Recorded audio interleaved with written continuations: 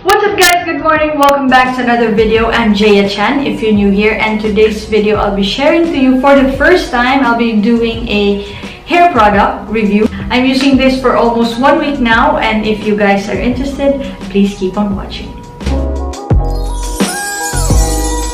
So Andy Eigenmann made me buy this product. It is the Herbal Essence by BioRenew.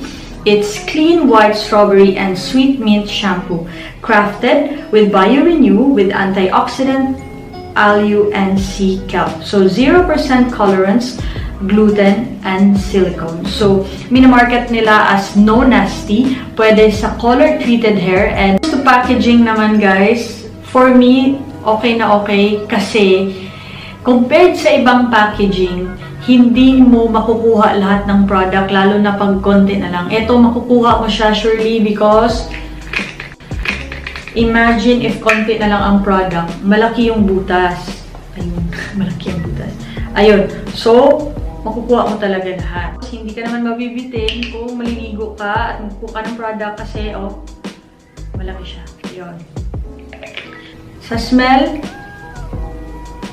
fruity smell. Hindi ko masasabing strawberry talagang smell kasi hindi ako palaging kumakain ng strawberry. Pero mabango siya guys. Parang bubblegum, parang fruitus. First impression ko, actually hindi siya first impression. Third time ko siyang nagamit.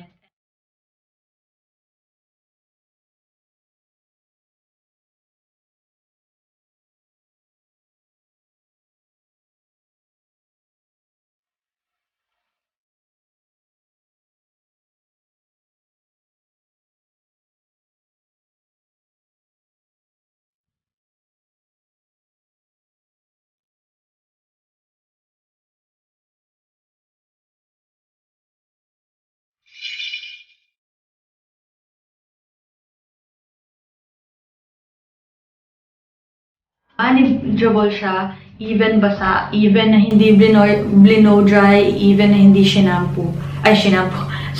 hindi plinan siya, ayun.